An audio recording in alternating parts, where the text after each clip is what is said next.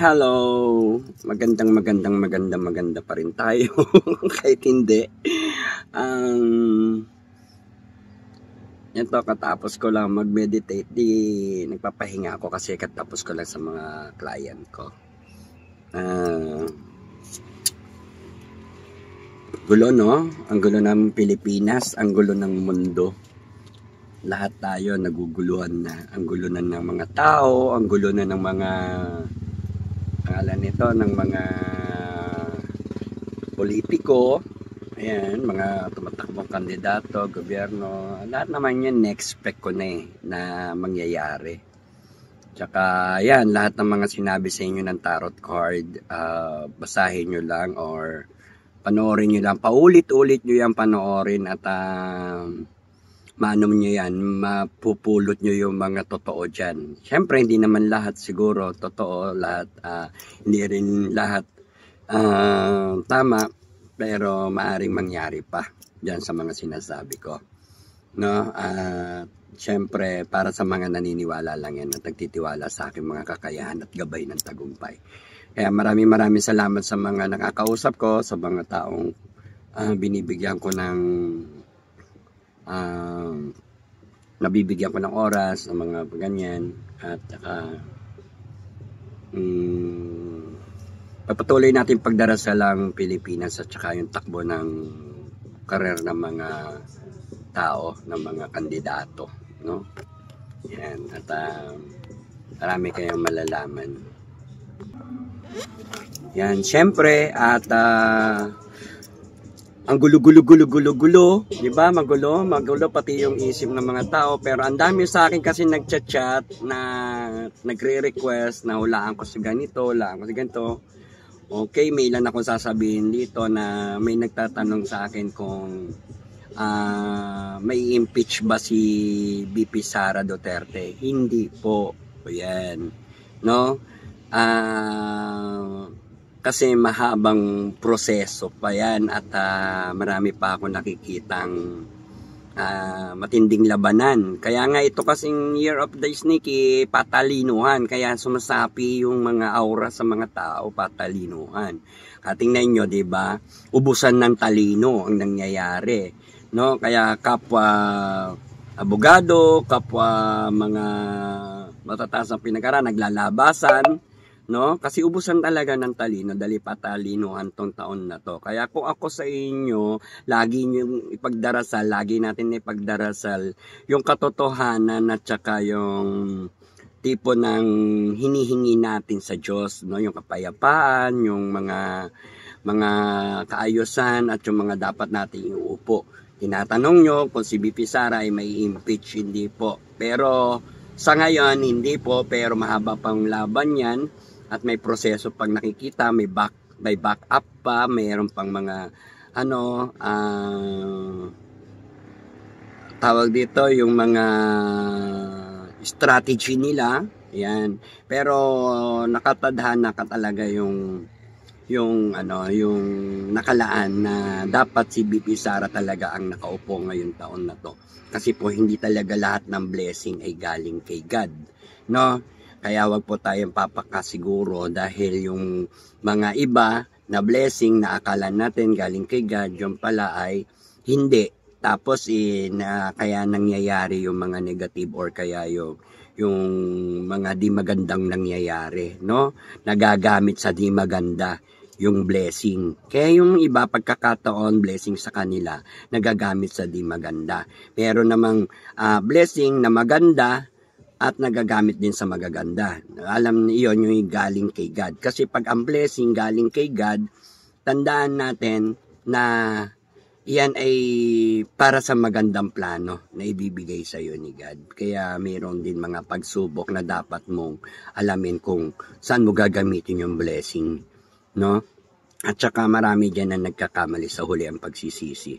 Yan, sa mga nagtatanong sa akin kung saan ako makakausap o saan ako makakontak, hanapin nyo lang, i-search nyo lang po si Japa de la Cruz. Doon nyo po ako i-chat at confirm ko na naman kayo, i-accept ko naman kayo. Sa mga nagtatanong din na mananalo ba yung kandidato ni PDP. Actually, lahat sila papasok Miracle yan lahat sila papasok ng 9. Kasi ang nakikita ko dyan, 6 to 9 ang papasok, no?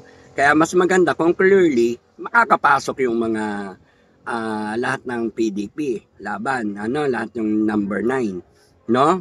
Dahil ang lakas ng aura nun, kaya mananalo yung part ni Duterte, ni President former Duterte.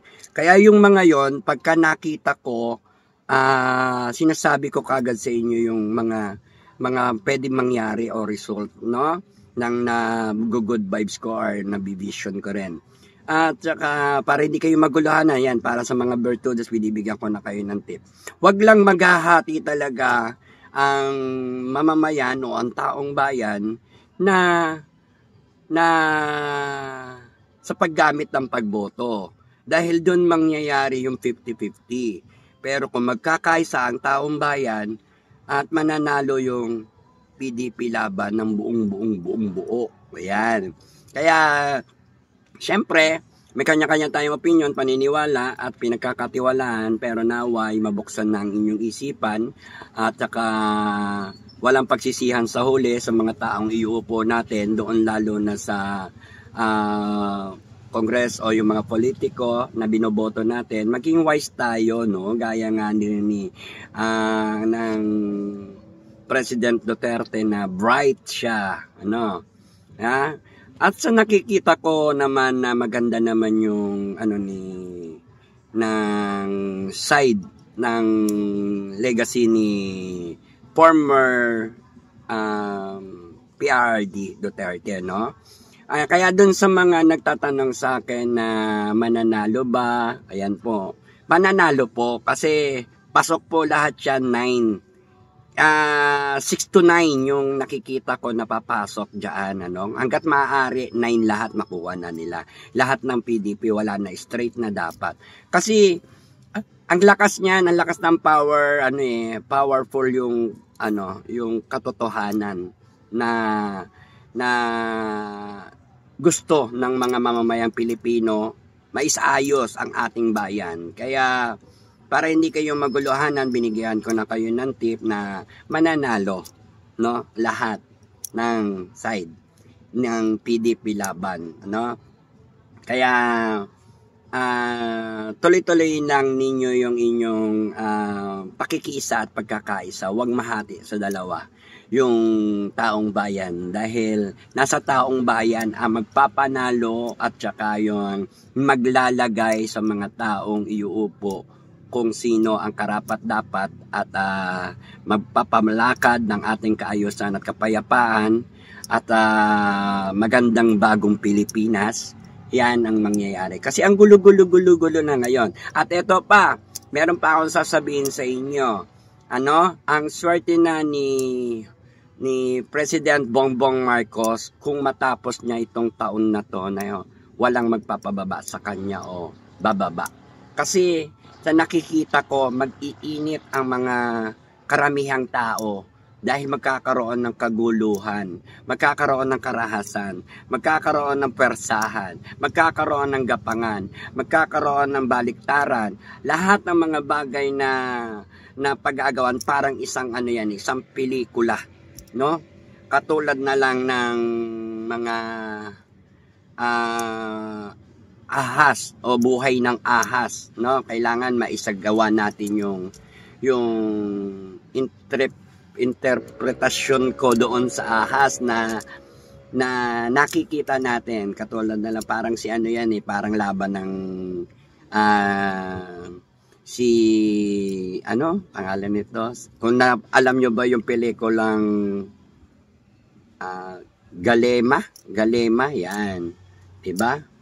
Si Galema ang the best dyan, ang mananalo, no? Ibig sabihin dyan, isang babae ang mananalo dyan sa laban ng mga ahas. Ahasan si Galema, si Valentina, kalaban din yan. Maraming mga mga nakikita ko karakter sa kanila.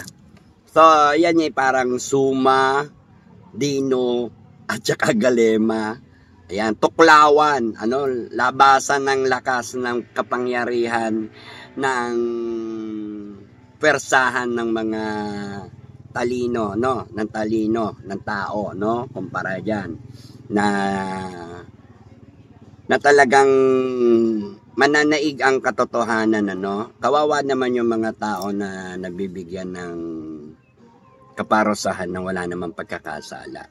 Kaya suportahan nyo kung sino yung gusto nyo suportahan nyo kung sino yung karapat dapat ilagay natin sa gobyerno. Kasi sayang ang boto mo, sayang ang kinabukasan ng mga kabataan, sayang ang kinabukasan natin sa pamumuhay, lalo na sa pamumuhay.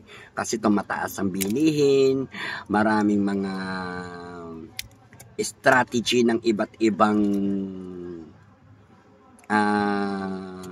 pakay o interes ng bawat isang tao na maaaring tayo ang maapektuhan o ang mga mamamayang Pilipino ang maapektuhan. Kaya please, wag nyo nang guluhin yung isip nyo at magkaisa kayo ng mindset tayo na maaari naman nating suportahan ang PDP laban dahil yan naman ay totoong may maitutulong sa ating bansa at saka maayakaw. Ayan. Maraming salamat po sa inyo lahat at sa ating mga at naway maganda ang laban ng politics kasi ubusan ng talino yan, kaya taong bayan ang mag-uupo at maghahalal sa mga gustong iupo o nais iupo. Yan. Maraming salamat sa inyo lahat and God bless you. Thank you very much. God bless. More power, more blessings sa inyo.